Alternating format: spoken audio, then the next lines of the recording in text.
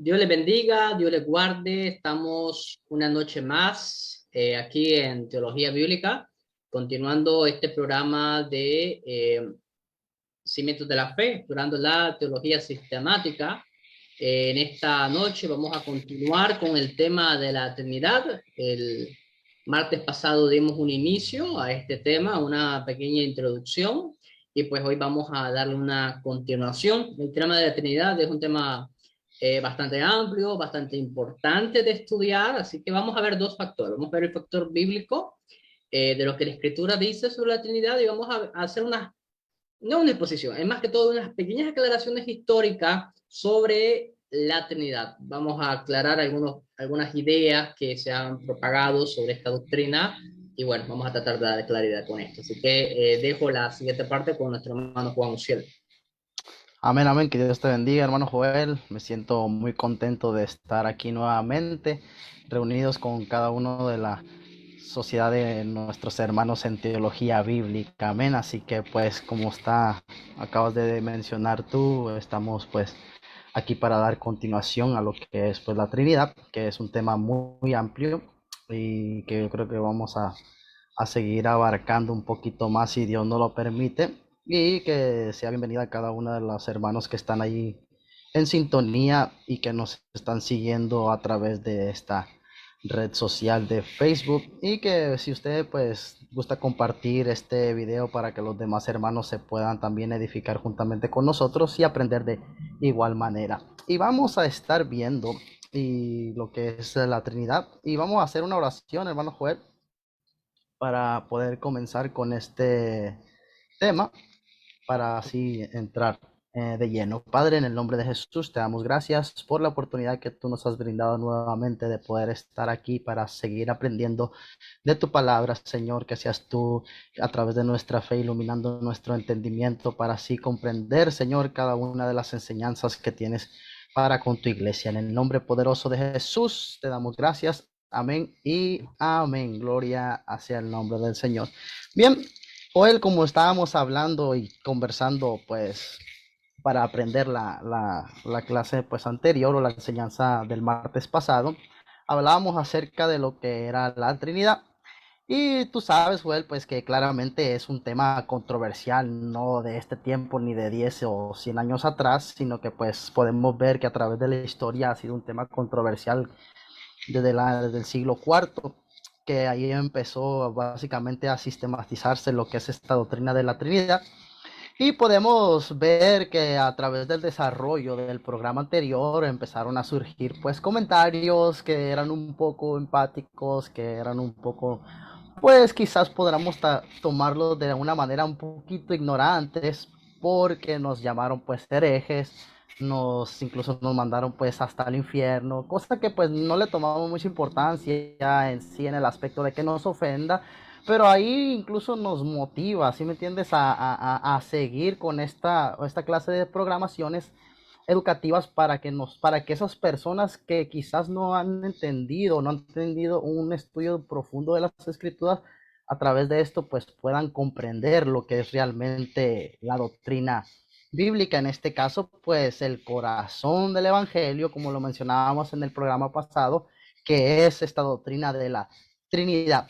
Y en sí, Joel, nos hemos basado pues en lo que es este sumario teológico llamado Lexan, el cual pues nos trae un poquito de lo que es la Trinidad, y en sí pues es como dice este recurso, el cual hemos tomado para basarnos, es que la doctrina de la Trinidad surgió porque era la explicación de todo el alcance del testimonio bíblico sobre la identidad de Dios. Así que, hermano, esa es una de las cuales el por qué surge la palabra Trinidad, o más bien, ¿por qué surgió la doctrina de la Trinidad?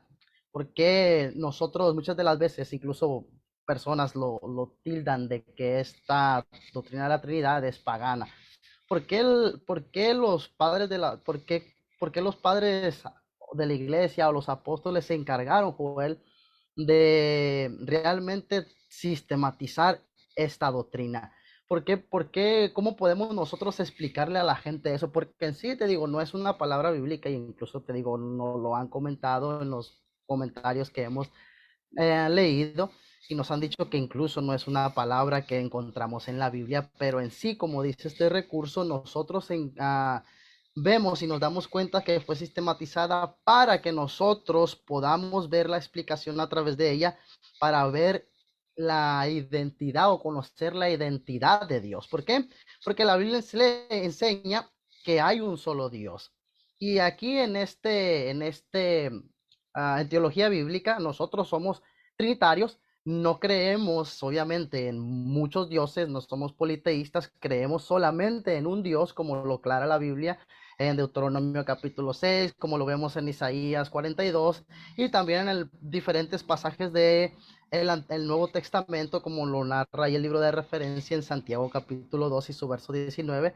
Entre toda la Biblia, que podemos tardarnos aquí varios programas mencionando versículos bíblicos donde nos muestra realmente la identidad de Dios en tres personas, pero siempre siendo un solo Dios. Entonces, Joel, esto nos muestra que que es una sociedad que está totalmente acoplada, o sea, que no está desacoplada, que son tres personas en el cual nosotros podemos analizar bien y podemos ver la identidad de este Dios, en el cual son tres personas que básicamente, Joel, nos hace pues monoteístas, nos hace unas personas o creyentes que realmente se basa su fe en lo que es la Trinidad. Entonces, ¿por qué surge la palabra Trinidad? O más bien, ¿por qué surgió la doctrina de la Trinidad? ¿Por qué los padres se dieron a la tarea de sistematizarlo? Bueno, esto se formuló para que nosotros, para que se explicara que en la Biblia muestra tres personas en actividad y dar más entendimiento a todo creyente que ha abierto su corazón a través de la fe para creer realmente en la identidad de un solo Dios. Entonces, nosotros como maestros y predicadores, Joel, tenemos una responsabilidad al enseñar claramente esta doctrina para que nosotros como pues maestros que nos damos a la tarea de estudiar, enseñar de una manera eficiente y clara para aquellos que están escuchando lo que es la palabra. Entonces, estaba leyendo un libro, Joel, que el cual te mencionaba antes de la transmisión, que se llama La Trinidad en el Apocalipsis, y lo estaba leyendo y teólogo Brandon, que es su nombre, dice que la teología trinitaria es un ejercicio de sabiduría contemplativa y una obra de purificación del entendimiento basada en la recepción de la revelación de Dios en la fe. Es la fe que busca el entendimiento. Entonces, sabemos que a través de la Biblia podemos ver que la fe es indispensable. Entonces, como personas que estamos siendo receptores de lo que es la enseñanza bíblica a través de la doctrina de la Trinidad, es una obra que purifica nuestro entendimiento a tal punto de que algún día nosotros la podemos llegar a comprender a plenitud, pero que es a través de la fe. O sea que, en otras palabras, Joel, es indispensable que nosotros aceptemos la doctrina de la Trinidad, porque eso es lo que nosotros profesamos a través de la fe. No sé si me entiendas, Joel. Porque en sí, este teólogo, Joel, menciona que es básicamente que aquella persona que no acepte la Trinidad es una persona pues totalmente arrogante. Y sabemos pues que nosotros tenemos que entrar humildemente para comprender lo que es la doctrina del Señor, y esta doctrina de la Trinidad, que es tan importante para nosotros, nosotros tenemos que entrar con un corazón humilde para comprender. Entonces, siempre estamos propensos a aprender algo nuevo. Entonces, dice el libro de texto, estas personas no son partes desacopladas de Dios. Ahí vemos totalmente la unidad, ni tampoco son simplemente máscaras diferentes que él utiliza de acuerdo con los tiempos o funciones o concretos.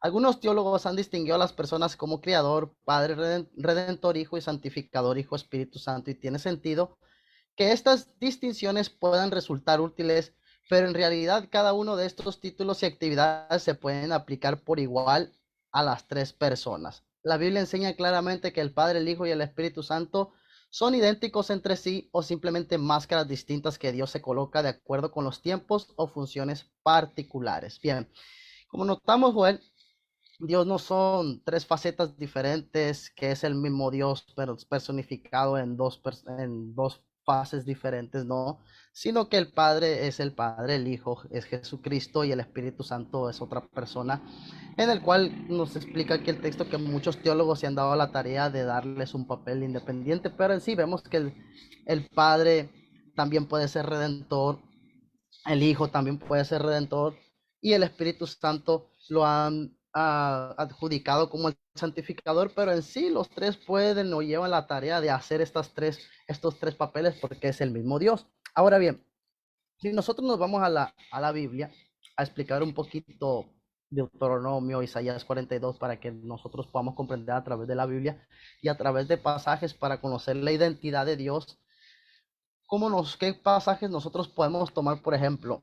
Hay muchos pasajes y yo quiero traer esto para que vea que Dios no es un Dios que es solamente uno que toma diferentes facetas, no, sino que la Biblia nos enseña claramente cómo Dios son tres personas. Ahora, Deuteronomio 6:4 ya lo conocemos, que es lo que dice claramente que escucha Israel, el Señor nuestro Dios, el Señor uno es.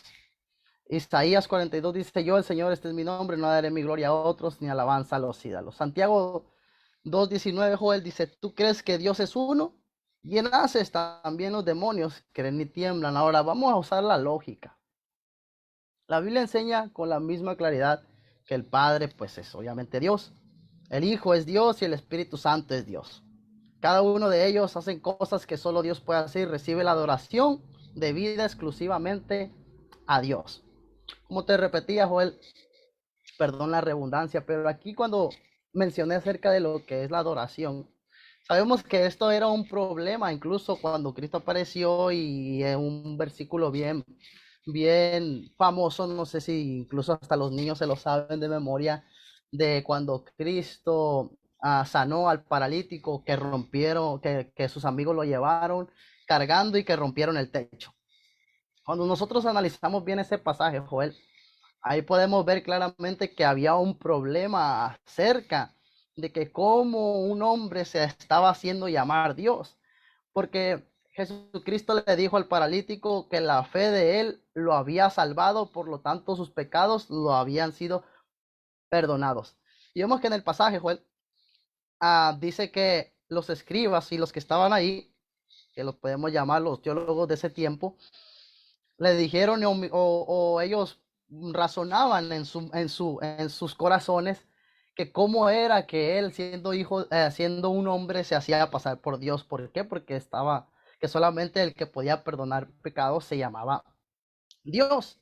Entonces, Joel, vemos que era una controversia en esos tiempos y se había sido encarnado Dios mismo, que era la figura del Hijo, que era Cristo.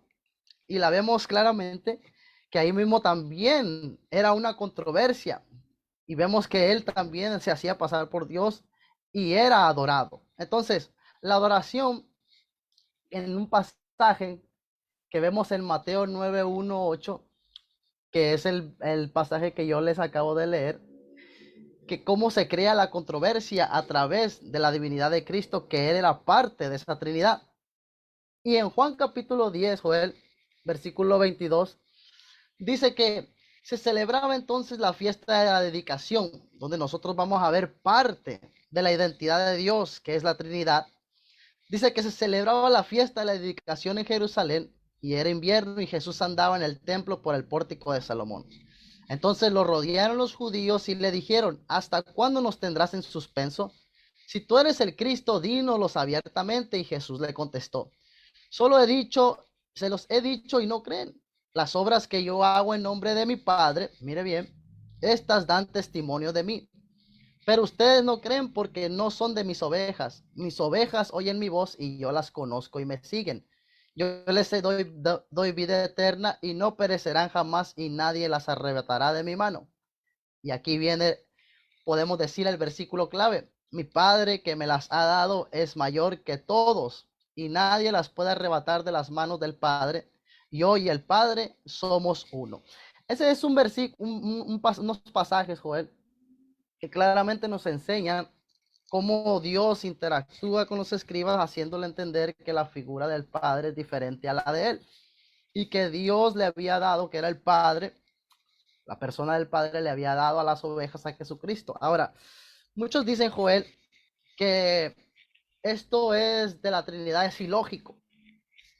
O sea que no podemos ver realmente la Trinidad como algo ilógico. ¿Por qué? Porque a través de este pasaje podemos ver dos personas, podemos ver la actividad de dos personas, podemos ver la identidad de lo que es la Trinidad.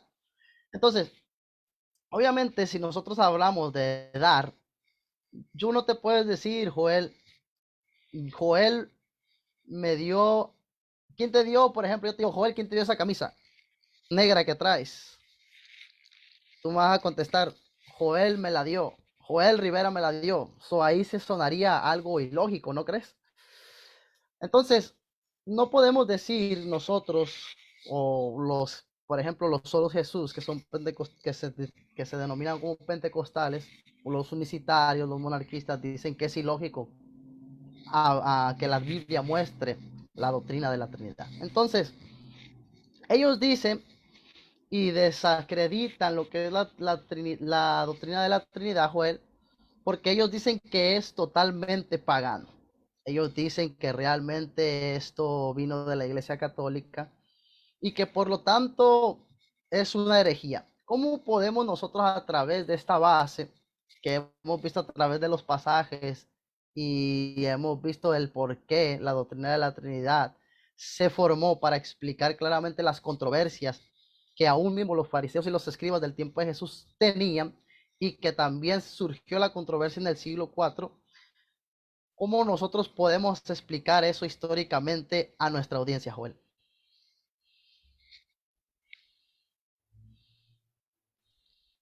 Amén, Dios les bendiga a todos. Bien, las objeciones principales con el tema de la Trinidad. em, la verdad que las objeciones históricas son un poquito incongruentes y realmente vienen de personas que, para serles sinceros, nunca han leído un libro de historia de la iglesia. Bien, pongámonos un poquito en contexto. Todos conocemos a la Iglesia Católica Romana, ¿ya? Teología Bíblica es una página que es evangélica, por lo tanto, la mayoría de las personas que siguen esta página no son católicos. Podría decir que un 90% de las personas no son católicos. Entonces, bien, todos mayormente conocemos a veces la historia de la Reforma Protestante hasta el tiempo moderno, hasta el tiempo actual. Ahora, antes de la Reforma Protestante estaba la Iglesia Católica, estaba la Iglesia Ortodoxa y estaban algunas iglesias orientales. Ahora bien, la cuestión es que a través de la historia, y voy a utilizar una herramienta acá, me van a permitir un momento. Quiero mostrarle una herramienta que se llama cronología, línea de tiempo cronológica. Quiero mostrarles dos cosas. Quiero verificar que se esté mostrando en pantalla. Sí, se está mostrando en pantalla. Bien, esto puede ser que tarde un poquito en cargar, ¿ya? Porque es bastante información lo que maneja esto. A ver, permítame un momento. Vamos a señalar lo siguiente. Del año 200, perdón, del año 200 al 300. Bien, la objeción principal es la siguiente. No, la Trinidad es un término católico. Y como es un término católico, no deberemos de abrazarlo porque es católico. Ahora, las personas tienen la idea de que la Iglesia Católica Romana que conocemos hoy, esta que está en Roma, es la misma iglesia que existía, por ejemplo, en el año 400 después de Cristo. Y déjeme decirle que no, no es la misma iglesia.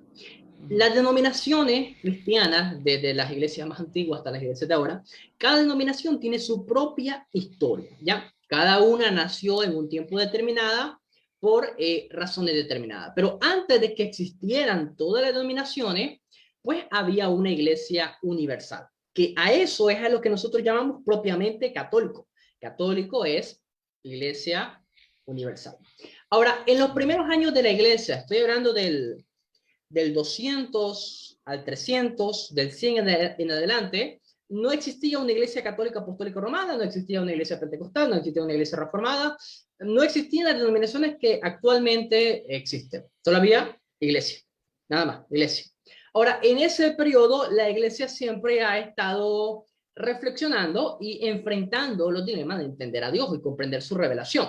Ahora, la cuestión con esto es que a través de toda esa reflexión, a través de todo ese pensamiento, bueno, siempre han habido personas que han defendido la Biblia y personas que han venido con ideas heterodoxas. O sea, a esas personas que han llegado con ideas heterodoxas es lo que nosotros llamamos herejes.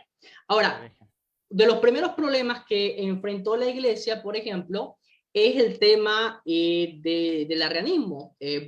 Había un obispo, por allá, si no me equivoco, él era de Alejandría, si no mal recuerdo. Él comenzó a decir que Jesús era una criatura creada y que no era Dios, simplemente era una creación. Entonces, habían varios hombres de Dios, el término es padre de la iglesia, es un título honorífico de que eran líderes de la iglesia, bien respetables. Entonces, comenzaron a combatir este tipo de herejía. Ahora, la Trinidad nace con una persona llamada Tertuliano. Quiero buscarlo acá. Aquí está. Tertuliano introduce el término Trinidad. ¿A qué llama Tertuliano Trinidad? Bueno, a la doctrina de que el Padre, Hijo y Espíritu Santo son tres personas diferentes y son un solo Dios. Entonces, el término Trinidad, Juan Uziel, es introducido antes del Concilio de Nicea, que ya voy a ir ahí. Las personas que están reclamando que el término Trinidad es un término católico y que eso fue declarado por Constantino en el Credo de Nicea, comienzan a tener un error. El término Trinidad no nace en Nicea. Se reconoce, se declara, sí, en Nicea, pero no es que, como lo pintan a veces estas personas, Constantino creó la Trinidad. Para empezar, ahí tenemos un error. Quien produce el término fue Tertuliano. Y Tertuliano, hermano Juan, vivió hasta el 230. Ahora, cuando vamos al Concilio de Nicea, ¿el Concilio de Nicea en qué año es? Vamos a ver. Esperamos que cargue. A veces tarda un poquito en cargar esto. Concilio de... puse concilia. Concilio de Nicea. Aquí está. A ver. Ya. Ok, aquí está. El Concilio de Nicea, Juan Uziel, es en el 325. O sea, a ver, si murió en el 220, más o menos, el Concilio de Nicea es en el 325, el término nace 100 años antes del Concilio de Nicea. Entonces, no pueden acusar el término de católico romano. Es anacrónico. Ya existía antes del concilio. Ahora bien, concilio, ¿qué es esto de concilio de Nicea? Esto debe ser de los católicos romanos, deben ser que están introduciendo las imágenes. No. El concilio de Nicea es un concilio que se origina por el problema de Arrio. Arrio está enseñando que Jesús es un ser creado. Entonces, todas las iglesias, de hecho, se llama concilio ecuménico, aunque quizá la palabra ecuménico actualmente tenga otras connotaciones, se llama ecuménico porque todas las iglesias de Asia, Juan Uziel, todas las congregaciones, todas se están reuniendo y todas tienen que cimentar. A ver, aquí no podemos estar enseñando cosas diferentes. Uno enseña uno acá, uno enseña otra cosa acá. Tenemos que ponernos de acuerdo qué es lo que nosotros como cristianos creemos. Entonces, bien, todas las iglesias se reúnen. Esto no fue que Constantino vino, a ver, la iglesia va a creer esto, no. Constantino no tenía autoridad eclesial para decir algo de doctrina, no. Constantino, y obviamente estaba preocupado por la estabilidad política de Roma, no quería ningún conflicto ni nada. Entonces, Constantino está ahí, está supervisando que no haya ningún conflicto ni nada porque no le conviene. Entonces, se da la discusión, ahí se declara el herético del arrianismo. Después de Nicea van a haber otros concilios donde la iglesia sigue reflexionando el tema de la doctrina y seguimos pensando, seguimos creciendo y seguimos aprendiendo. Entonces, en el concilio de Nicea nace lo que se conoce como el credo niceno. Entonces, en el credo niceno ya está declarada la Trinidad y reconocida por todas las iglesias cristianas. Pero Juan Uziel, dos puntos muy importantes. Nicea no crea la doctrina de la Trinidad. Nicea reconoce la doctrina de la Trinidad. En primera instancia, la doctrina de la Trinidad es bíblica. Desde las cartas de los primeros apóstoles ya se estaba enseñando y predicando la doctrina de la Trinidad. Cartas como Diragé, Pastor de Herma, cartas de los primeros cristianos. Estamos hablando de los primeros 2 siglos antes de Nicea. Ya los primeros cristianos estaban hablando de la Trinidad sin haber nada de este término de católico ni nada. Y en el Concilio de Nicea, todas las iglesias cristianas están reconociendo, están de acuerdo en que esto creen los cristianos. No por el concilio, sino porque es lo que la Biblia enseña. Entonces, viene esta gente que no sabe nada de historia, repiten lo que fulano de tal dijo, no han hablado de un libro de historia de nada, y comienzan a decir, no, Nicea, perdón, no, la Trinidad nace de Roma. Ahora, la Iglesia Católica Romana, como la conocemos hoy, Juan, no se creó de un siglo a otro. Tardaron siglos para desarrollarse y formularse y para que nazca la Iglesia Católica que nosotros conocemos.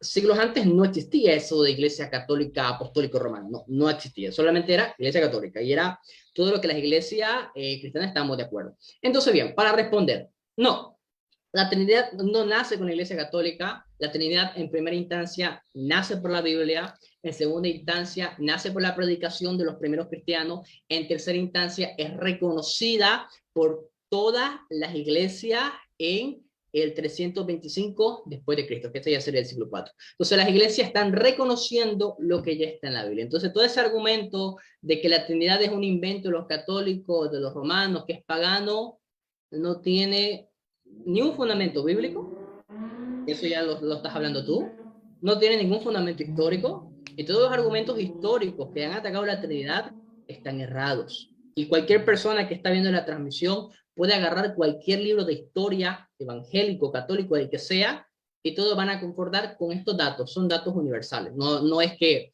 no son los libros secretos del Vaticano, si esto es información pública, cualquier persona lo puede comprobar. Así que ataqué mi parte con la aclaración histórica, te dejo lo siguiente. Bien, ahora una pregunta, Joel. Am, ¿Será que esta clase de términos, como por ejemplo, que no se escuchan muy seguido en las iglesias, como por ejemplo el credo, y que, bueno, que no son mencionados en nuestras denominaciones, ¿cómo Claro. nosotros podemos explicarle a estas personas que no son realmente términos paganos? Porque la Iglesia Católica, para hacer la primera comunión, para hacer la confirmación, necesitas aprenderte el credo. Creo en un solo Dios, Padre Todopoderoso, Creador del cielo y de la tierra. Y me lo sé porque yo hice mi primera comunión, hice mi Claro. confirmación y mi mamá me hacía forzosamente aprenderme estos credos. Y que pues yo incluso me incluyo en mi ignorancia cuando yo llegué a estas situaciones y que yo me los aprendí, dije, no, esto ya no tengo que mencionarlo, pero cuando realmente nosotros nos metemos a estudiar la historia de la iglesia, ahí se ven toda esta clase de credos. Entonces, ¿cómo podemos nosotros explicarle, Joel, a estas personas que estas palabras que se usan, como por ejemplo el credo, no son realmente cosas que son parte de la iglesia católica, católica romana, para no confundir los términos, sino que son parte de nuestra historia como iglesia cristiana? Bueno, mira, sé que esto de credo, concilio, quizás son términos que nosotros como protestantes, a ver, no podría meter a todos los protestantes, la verdad, pero gran parte de nosotros quizás no conoce mucho estos términos, a veces mucho tiene que ver con a veces la falta de preparación pastoral teológica. Pero bien, este tipo de credos, Uciel, no son exclusivos de la Iglesia Católica. Dijo un hermano una vez en una transmisión, que lo tengo guardada esa frase en el corazón: los padres de la iglesia son herencia del cristianismo. Bien, si los padres de la iglesia son herencia del cristianismo, los credos, los primeros credos, y para ser más exacto, el credo niceno constantinopolitano, que ya es la forma completa del credo, no es algo de la iglesia católica, no es algo exclusivo de la iglesia católica, es algo que nos une a todos los cristianos. Entonces, bien, la declaración del credo no es antibíblica, es bíblica. Creo en un Dios todopoderoso, creador del cielo, la tierra y todas las cosas invisibles. Y un Señor Jesucristo, el unigénito Hijo de Dios, engendrado del Padre, antes de todo lo del mundo, luz de luz, Dios mismo de Dios mismo, engendrado, no creado, siendo de una sustancia con el Padre, por quien todas las cosas fueron hechas. Quien por nosotros, los hombres, y por nuestra salvación, descendió del cielo y se encarnó por el Espíritu Santo de la Virgen María y se hizo hombre. Él fue crucificado por nosotros bajo Poncio Pilato. Entonces, la declaración del credo, Uciel, es algo que compartimos todos los cristianos, ¿ya? La iglesia ortodoxa, la iglesia católica, la iglesia protestante, todas las iglesias y denominaciones que son cristianas, Uciel, están de acuerdo con este credo. Y de hecho, la ortodoxia cristiana nace propiamente acá. Si vamos a definir ortodoxia cristiana, tiene que ser fundamentada en estas enseñanzas que están en la Biblia. Nadie puede decir que este tipo de cosas no son bíblicas. Entonces, nosotros estamos reconociendo y estamos de acuerdo, todas las iglesias cristianas, en importar las cuestiones secundarias que estamos abrazando, nosotros creemos en esto. Ahora, con el tema de los católicos, aunque tenemos diferencias serias con la Iglesia Católica en muchas cosas, y de ahí fue la Reforma Protestante, nos guste o no, la Iglesia Católica es parte de nuestra historia. Para bien o para mal, como lo quieran ver, la Iglesia Católica es parte de nuestra historia y ellos están de acuerdo con esto, nosotros estamos de acuerdo con esto. Entonces, por un lado, creo yo que tenemos que abandonar un poquito lo anticatólico y reconocer que está en la historia. Nos gusta o no. A ver, yo por ejemplo, yo soy pentecostal. Mi denominación nace en el 1900. Las iglesias reformadas nacen en el 1500. So, no es que estoy defendiendo la iglesia católica, pero hay que reconocer, es parte de la historia y nada, los católicos, los protestantes, luteranos, anglicanos, reformados, bautistas particulares, bautistas del sur, pentecostales, wesleyanos, metodistas, todos estamos de acuerdo y concuerdo con el credo niceno. Entonces esto no es algo exclusivo de la iglesia católica, es creo yo de todos los cristianos. Ujú. Es exacto, Joel. Ahora, ¿cómo nosotros podemos influir a través de estas enseñanzas, Joel, para que la mentalidad pues, de ciertos tipos de personas, al analizar los credos, como tú le dijiste, son totalmente bíblicos? Totalmente, si nosotros nos analizamos muy bien, ¿qué es lo que enseña realmente, Joel? ¿O qué es lo que a ellos los hace como topar para no aceptar lo que es nuestra historia? Sencillamente, Uciel, tomar una clase de historia del cristianismo, ahí se resuelve todo. La gran mayoría de los Perfecto. cristianos no van al seminario, como no van al seminario, no toman este tipo de materia, curso. Entonces tienen dos opciones. La opción uno, tomar un curso de historia del cristianismo en un seminario de su denominación o no de su denominación. O número dos, agarre YouTube, ponga historia del cristianismo, Justo L. González, que es un historiador cristiano, y ahí tiene toda la información de cómo la iglesia cristiana desde Pentecostés hasta el día de hoy ha desarrollado. Muchas personas tienen este tipo de problema con la historia porque no conocen historia. Así que esto se resuelve, Uciel, estudiando historia. No hay otra.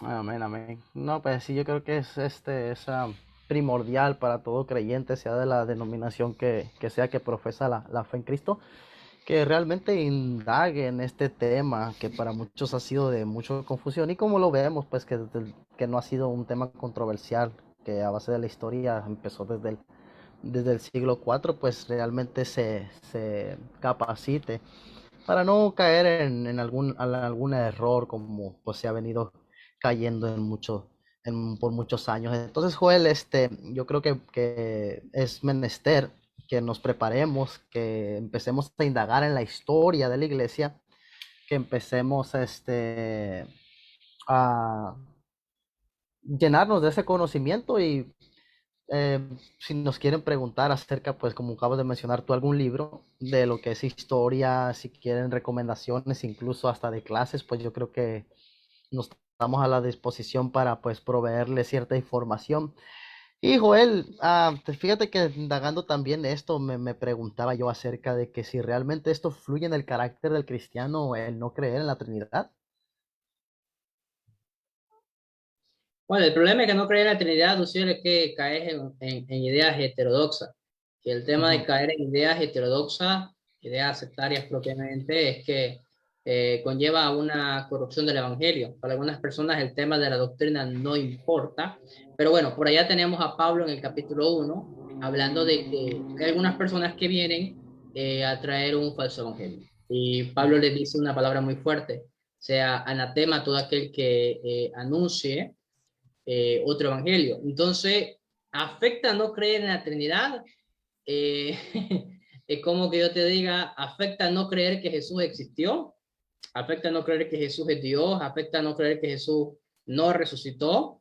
Son temas que son esenciales para la fe cristiana. Si una persona deja creer en este tipo de cosas, ya se ha desviado de la fe y cristiano no es. Podrá tener una fe diferente, pero ya deja de ser cristiano. Entonces, si vamos a llamarnos cristianos, ser cristiano conlleva no solamente, yo creo que Jesús existió, yo creo que Jesús es Dios, y ahí no. Ser cristiano conlleva creer un conjunto de doctrinas que creen los cristianos. Amén, amén. Entonces es importante. Pues espero que pues realmente sigamos indagando en este tema. En sí, pues la Trinidad pues distingue al cristianismo, ¿verdad, Joel? De otras religiones que existen en todo este mundo. Nos distingue de los judíos, nos distingue de los que profesan el Islam, de los que profesan el budismo y entre otras muchas más. ¿Por qué? Porque pues ellos sabemos que no aceptan a Jesucristo, ellos no piensan en el Espíritu Santo y otras situaciones más, pues ellos creen en diferentes dioses y eso los lleva a un politeísmo. Entonces, pues, Joel, yo creo que pues es necesario que sigamos haciéndole ver a la gente que realmente la doctrina de la Trinidad es, como puedo decir, es el mensaje y la experiencia del Evangelio, pues que a veces resulta incomprensible la experiencia del cristianismo. ¿O qué piensas, Joel? Perdón, ¿cómo fue tu pregunta, man? Ok, digo que la Trinidad en sí, como dice el libro de texto, que es el mensaje y la experiencia del Evangelio, que te digo que resultan incomprensibles sin lo que es la doctrina de la Trinidad. Como tú lo decías, pues es básicamente no creer en Jesucristo, el no creer lo que es la Trinidad, Joel. Claro, mira, para negar, si negar, mira, ¿qué pasa? ¿Qué pasa? Digamos, yo soy Joel Rivera. Yo creo que el Padre, el Hijo y el Espíritu Santo son manifestaciones de Jesús. Jesús es el Padre y Jesús es el Espíritu Santo. ¿Qué pasa si yo creo en eso? Bueno, a ver, hay varias consecuencias en tener este tipo de pensamiento, de falsa doctrina. Por ejemplo, tengo que tergiversar todo lo que los evangelios nos muestran de la vida, obra y ministerio de Jesús. Jesús nace por obra del Espíritu Santo, para empezar. Jesús ora al Padre. Jesús, cuando está en la tierra, está subordinado al Padre, obedece al Padre, ora al Padre. Jesús en su bautismo, el Espíritu Santo desciende sobre él. Jesús ministra en el poder del Espíritu Santo. Entonces, si yo niego la Trinidad, voy a tener que técnicamente quitarle a la Biblia gran parte de su mensaje. Número uno. Número dos, en cierto sentido, yo estaría volviendo a un tipo de judaísmo, por así decirlo, en cierto sentido. Porque parte, por ejemplo, parte de los problemas de la iglesia primitiva es que los judíos no admitían la divinidad de Jesús, por ejemplo. Era muy problemática para ellos, porque para ellos solamente era el Padre. Y nada más. Ellos no veían a un Mesías divino que iba a ser Dios ni nada por el estilo, no. Y eso fue parte de los problemas que les costó a los judíos admitir a Jesús no solamente como Mesías, porque Jesús no decía yo soy el Mesías solamente, yo soy el Salvador solamente. Jesús se identificaba con Dios. Con Dios, ajá. Él hizo una declaración muy fuerte. El que me ve a mí, ve al Padre. Porque Jesús es la revelación máxima de Dios. Es la forma en que conocemos a Dios. Entonces, en segundo lugar, yo tendría que ya no ser cristiano y volver a algún tipo de judaísmo mesiánico. En realidad, el término correcto son judaizantes. Entonces, si él negar la Trinidad te lleva a negar el mensaje de la Biblia. Negar la Trinidad te lleva a volver a ideas que no son propias del Evangelio. Amén, amén. No, pues está claro, más claro que el agua no puede estar a través de esta explicación. ¿Tienes algún libro, Joel, aparte del que ya nos acabas de mencionar, que indague un poquito más en lo que es la historia de lo que es la Bueno, Trinidad? mira, de la Trinidad, Uciel, cualquier libro de teología sistemática, ya sea de nuestra denominación, hay teologías sistemáticas que son reformadas, como esta de, si no me equivoco, de Gerardo Voss. Hay teologías sistemáticas que son pentecostales, como la de Stanley Gorton, evangélicas, como la de Wyatt Luder. Esta, déjame ver de quién era. Este es de Parker, J. Parker. Hay teología sistemática anglicana. En fin, cualquier libro de teología sistemática cristiana, Juan Uciel, te va a hablar de la doctrina de la Trinidad, que es una doctrina que todos los cristianos confesamos en nuestro paquete de doctrina. Ahora, si vamos a hablar de historia, Juan Uciel, para mí el mejor libro de historia del cristianismo que yo he leído, ojo con eso, que yo he leído, es este de acá.